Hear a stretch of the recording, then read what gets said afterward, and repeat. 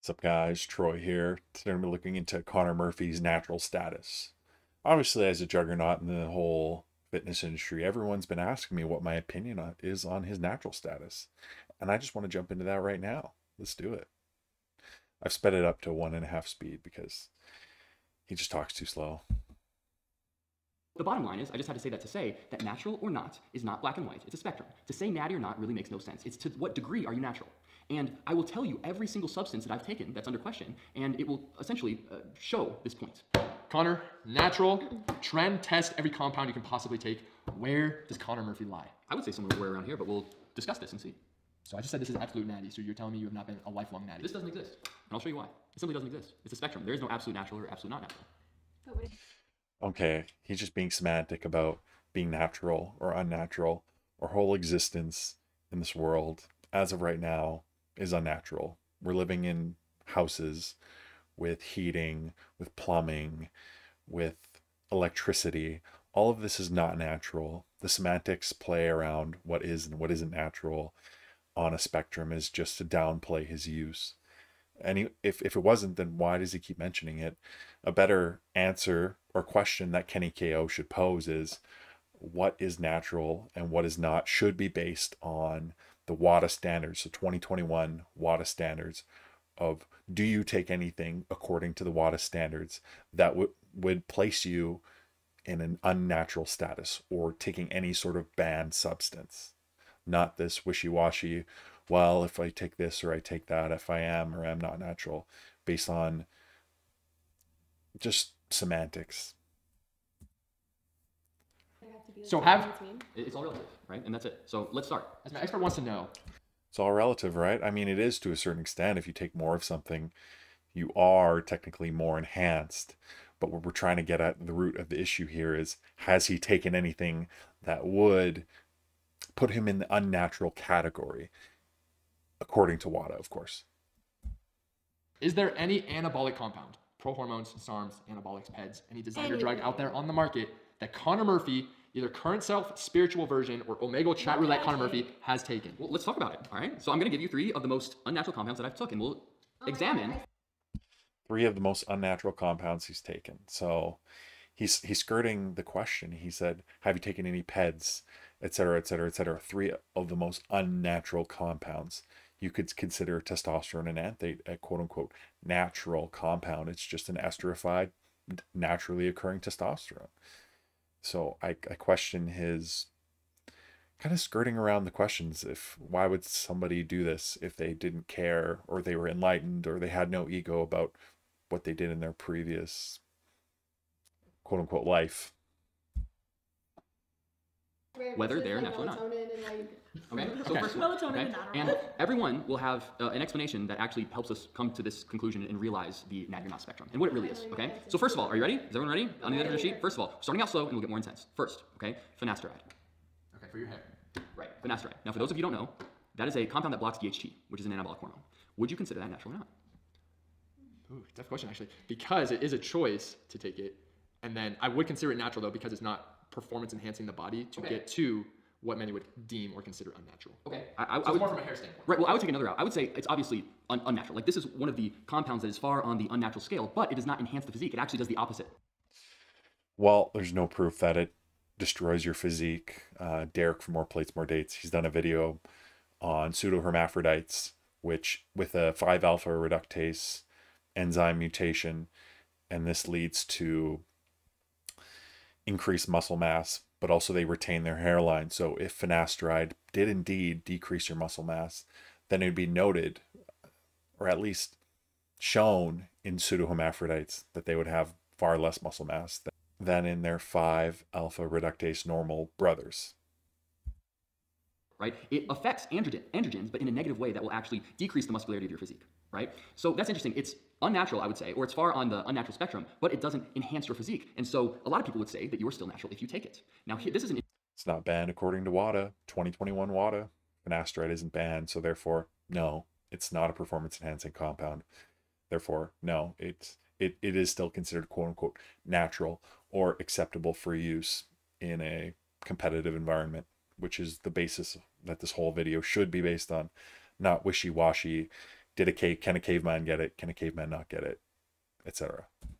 Interesting concept, because by that same logic, if you were to take a extreme compound such as tren or some sort of a high dose of test and somehow have a bad reaction, right? Or somehow not run a PCT, or somehow where it hinders your physique in some way, which is obviously possible. Okay.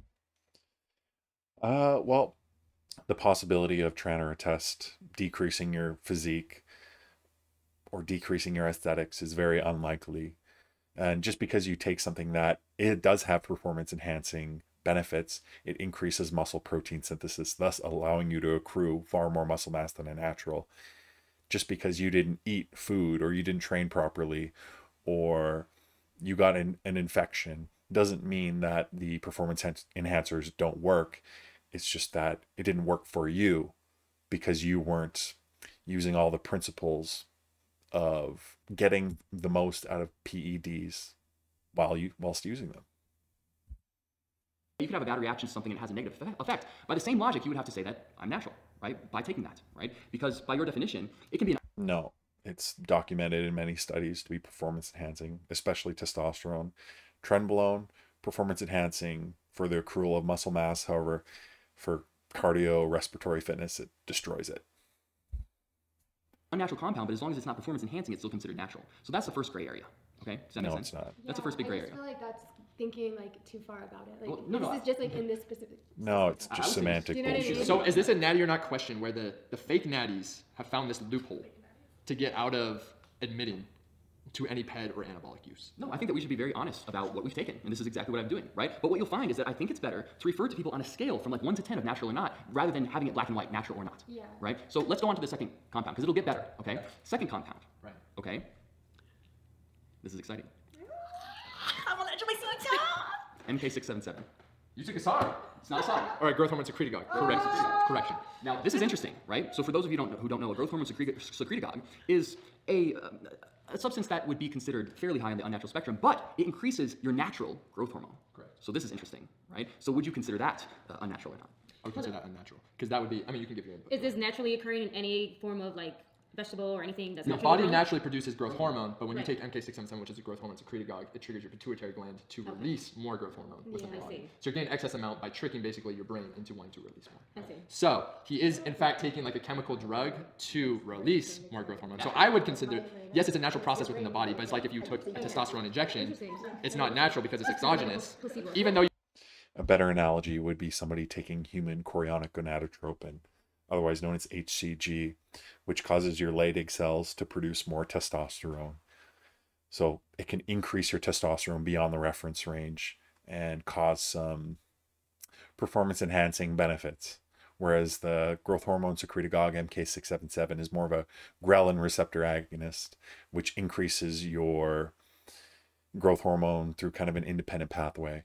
And the IGF-1 increase and the performance increase with MK677 is spotty, yet it's still banned by WADA. Therefore, it's performance enhancing.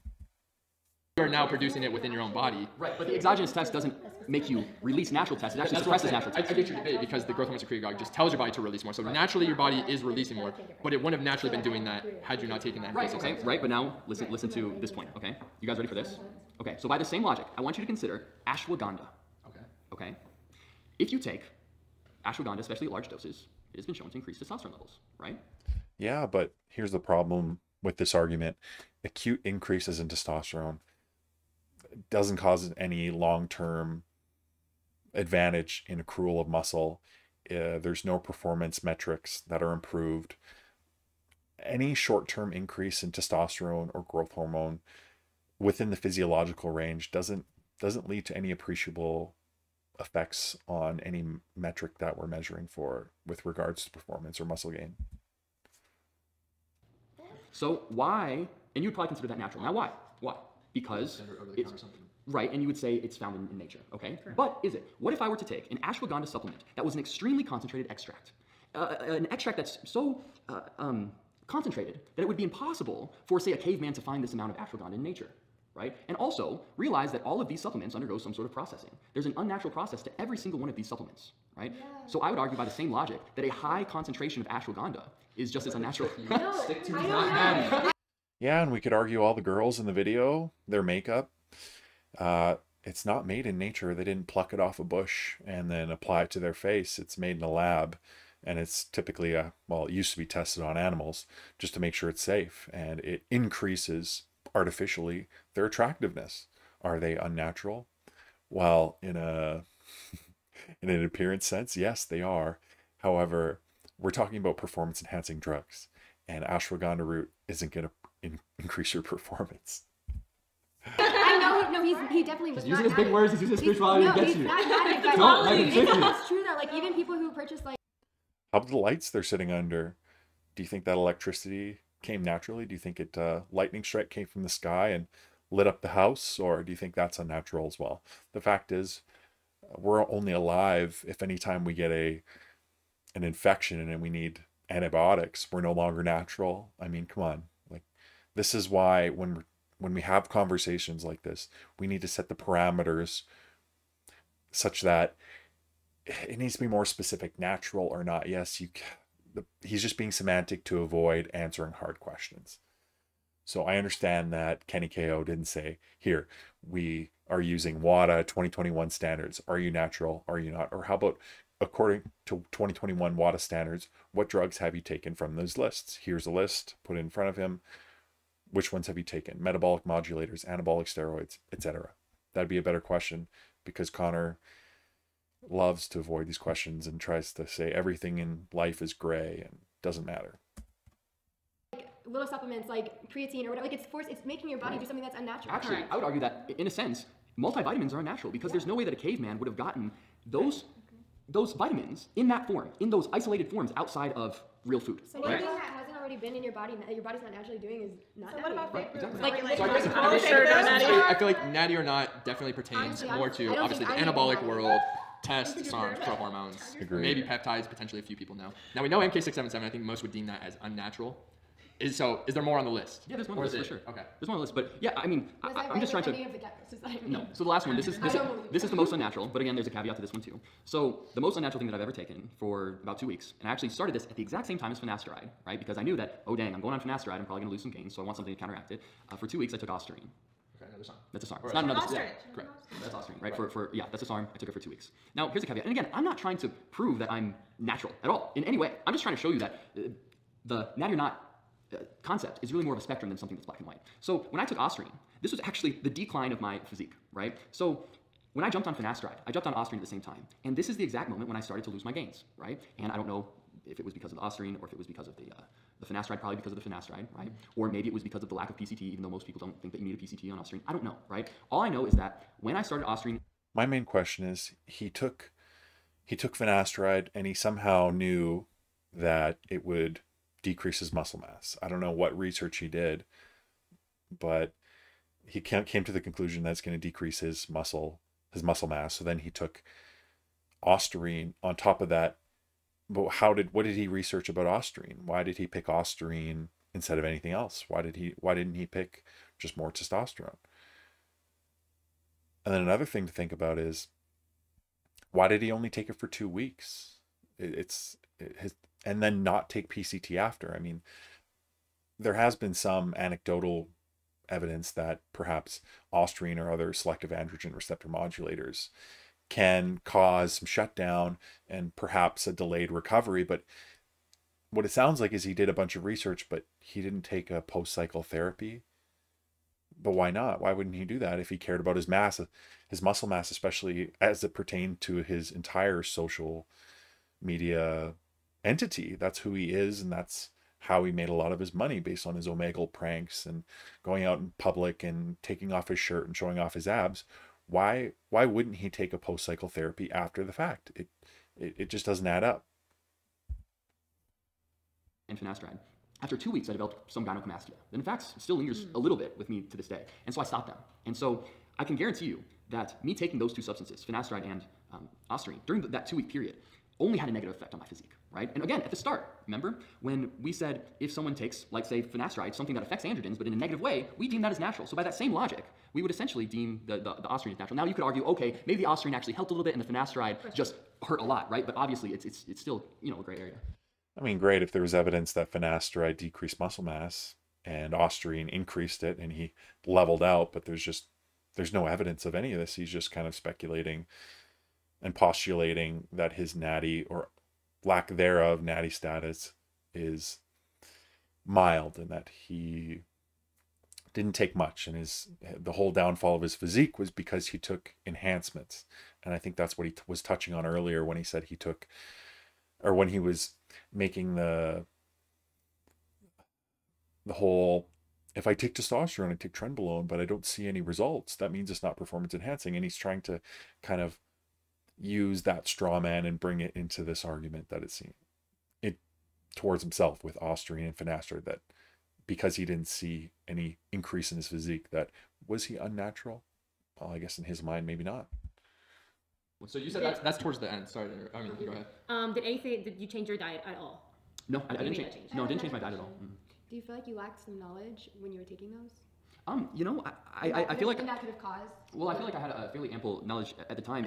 I had the knowledge, but there's a degree to knowledge that you can't have unless you experience it for yourself. You know, some people react to finasteride positively, some react to it negatively. So I feel like I had all the knowledge that I could have, and I feel like I needed to test it out. And I realized that it affected me in a negative way. You know, that's why I stopped. So I believe you said towards the end. What is when? You said when your physique started to decline. So I assume that was fairly recent. Because No. When my physique started to decline a while ago. I mean, remember the whole video, like why Conor Murphy lost his gains and his hair? I mean, my physique, the moment, like, Who did you wrong like that? more plates, more dates, I believe. More plates, more dates, bro. Yeah, I'm just liking that video. I'm gonna That's report fucked it up. too. The moment that I started to lose my gains from the initial great physique I had was right after the hair transplant. I took a week off working out, and I took finasteride and Austrian, and after that, it was just downhill for a long time. And it took a while. I think it really messed up my hormones, dude. Like bad. Like it was probably more finasteride than Austrian, but who knows? It could have been the combination of the two. Could have been Austrian. My guess is it's the finasteride, but it really messed up my hormones to the point where, I mean, my sex drive was lower, and it took a couple years, to be honest, to get fully back to normal. And How does he know his hormones were messed up? Did he didn't take PCT, but he didn't even mention anything about getting blood work done. How does he know his hormones were messed up? so that's actually the cause, and I haven't really discussed this before, that is the cause of the decline of my physique. The most unnatural substance I ever took was the beginning of the decline of my physique, ironically, right? And that's the most interesting part. And so the growth hormone secretagogue I took later. That was actually the most recent. But where in that sequence were you taking the MK677? That was later. That was when I was in LA. So I did 2 rounds of that, 2 8-week rounds, right? And that was, I believe that was the most useful, right? But again, yeah, that was probably the most useful. I saw the most results on that. Not a ton, but a little bit, you know? It probably helped a little bit, yeah. So you definitely underwent some like testosterone suppression, which led to what you were going through. Obviously being DHT blocking, and then on top of that, the suppressive compounds of Austrian. Right, like the after effects, yeah. Definitely had some. So you had a better physique when you were natural. Now, when you competed in like your men's physique shows, back when you were doing your reactions, your pranks, everything like that on YouTube, were you, I mean, I assume 100% natural based on the timeline of how you... There is no 100% natural, because I was taking multivitamins. All right, not taking the 3 compounds that you listed. When I was competing, I didn't take any of the 3 compounds. When he was competing, he didn't take any of the 3 compounds. See, this is another evasive question he's asking. Were you taking any performance enhancing compounds? Oh, I didn't take any of those 3 compounds during that time when I was competing. So his language is very evasive, and I don't know why. He's trying to, it feels like he's trying to avoid questions and reframe them in a way he can control the question and answer it, I guess, truthfully in his mind. How did you, this is kind of off topic, but how did you feel like with your social media and stuff like that, going through that change of like getting gyno and like, you know what I mean? No, it was really tough because at the time I was attached to the physique. Luckily, I've cured that attachment. That was like kind of what you were, like, to social media. So how do you feel about like people who are like, oh, he's doing this now? Like, how does that affect you? No, I mean now I'm completely liberated, right? I don't have any attachments to anything in the physical world. It's beautiful, right? I'm free. But at the time I was very insecure, I was very attached, and any little change in my physique, obviously, it questioned my sense of self. Like looking in the mirror, like, oh wow. So I think a lot of people that are watching could learn from your choice here. Now I know your spectrum of natty or not could be a multivitamin all the way up to trenbolone. So let me interrupt. It gets even more complex than that. So the thing is, within the mindset of Conor Murphy, Dr. Conor Murphy, where did you make the decision, or what made you want to choose to start taking MK677 and Austrian? Yeah, I mean the Austrian. Was it just to combat the finasteride? Yeah, it was just like, I just kind of wanted to stick to where I was, and then the MK677, I wanted to test it out. It was from the research. But why would somebody feel like they need to take a drug to stay where they're at? If you're natural and you take finasteride, you didn't even try it out. Why would he go from being completely natural to taking finasteride and Austrian, just jumping 2 feet into the deep end just to keep his physique? So I'm just going to stop the video here. SARMs are typically they're used in the case of people who have issues with steroids. Testosterone is non-selective, meaning that when it converts to dihydrotestosterone, the dihydrotestosterone can bind to the scalp and cause miniaturization of your hair follicles, which then leads them to fall out. So there's a few reasons why ostarine would be used. It's because it would be a little more hair safe because of its selective nature. So it won't bind, in theory, to your hair follicles, causing hair follicle miniaturization. Thus, you'll keep your hair with ostarine and finasteride combined. But it's just very particular that he would just jump in after being 100% natural, using finasteride and ostarine at the same time to maintain his physique. Why would at this time he feel like he would need that without even seeing how finasteride went in the long term? So I'm going to pose a few different ways or a few different outcomes, or let's say in an alternate reality, Connor Murphy wasn't natural before. Let's just say, for theory's sake, he wasn't natural before. Let's say he wasn't natural and he went a long time. He noticed great gains and he noticed that his hair was falling out. And at this point in his social media career, this Connor in this reality decided that the hair loss wasn't worth it. So he read up online about finasteride. He said, hey, this is going to stop me from losing hair, and I'm gonna have to stop taking testosterone because that's also causing the conversion to DHT. So if I can get off of testosterone and replace it with something like an ostarine, which isn't suppressive, that you know of, which has been debunked many times. SARMs are suppressive, maybe to a lesser extent than testosterone and other anabolic steroids, but still suppressive. That maybe if he took that with finasteride, he could maintain his physique, but also not lose his hair. What was likely found out was that finasteride and ostarine didn't allow him to maintain the physique that he had prior. So just coming off and becoming completely natural might have been the best option. So in this situation, he's saying that he's 100% natural, that he was natural before, and he gained all his size up until the point where he decided that, hey, my hair's falling out. I need to take finasteride and I'm going to take ostarine at the same time. I guess the question to be posed is, why would muscle mass be lost when the training stayed the same? Like he said, the diet stayed the same. And he's saying that the shutdown from ostarine from 2-week use, that's what caused him to lose all of his gains. So he was natural up until that point with great physique gains, and then he took a performance enhancing drug such as ostarine to quote unquote maintain his gains, but he lost 10 to 15 pounds of lean mass. Why would that happen to a natural who is naive to performance enhancing drug use and then lose weight? So there's two situations. He was unnatural before he was taking steroids and he noticed hair loss. So he decided, okay, I can't do this anymore because I'm losing too much hair. So you take finasteride, come off of the testosterone, take ostarine to maintain your anabolic signaling in only certain anabolic and androgenic signaling in certain tissues, while the finasteride is taking your own endogenous testosterone and preventing the conversion into DHT, and thus maintaining your hair, but also maintaining the gains. But perhaps what was found is that it just wasn't enough to maintain what was already built, that the androgenic signaling from ostarine was not strong enough to keep what he had, and then by coming off of everything, just said, screw it, I don't want to take anything anymore if I can't keep the same gains that I had with, say, testosterone. So I guess the question to you is, or to anybody watching this video, what is the most likely outcome? And I guess, I mean, in reality, we'll just never know, but according to Occam's razor, the most simplest solutions are typically the ones that are true. So that's just something to think about as a viewer. And you can come to your own conclusion. Maybe he was natural before and he took something like ostarine and perhaps he has a weak HPTA and it just didn't rebound. And that's what caused him perhaps into a spiral of depression and weight loss and etc. Perhaps that's what what happened. And the other option is perhaps he took something, decided the hair loss wasn't worth it, took finasteride, Osterine, realized it wasn't helping enough, and came off of everything. And that's up to you to decide. Now I want you guys to like this content, comment, subscribe. See you in the next one.